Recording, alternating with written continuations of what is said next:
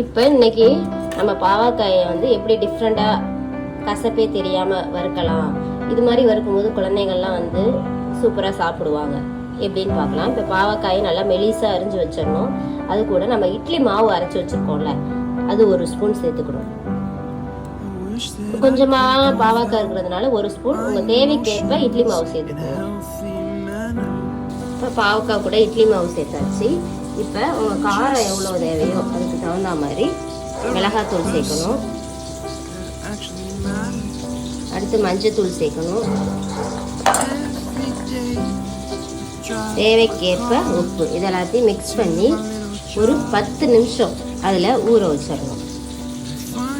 நல்லா கை வச்சு இட்லி மாவு எல்லா பாவக்காயிலையும் சாறுற மாதிரி நல்லா பிசைஞ்சு ஒரு 10 நிமிஷம் வச்சிடணும்.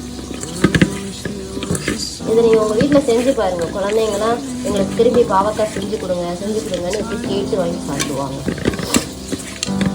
இது கூட 2 கருவேப்பிலையும் சேர்த்து பெசரி வச்சிருங்க. பெசரி வச்சாச்சு. இது ஒரு 20 நிமிஷம் ஊறட்டும். இப்போ பாவக்காய் நல்லா ஊறிடுச்சு.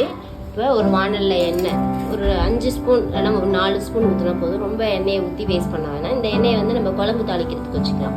இப்போ எண்ணெய் காஞ்சிடுச்சு. நம்ம எடுத்து அதில் போட போகிறோம்.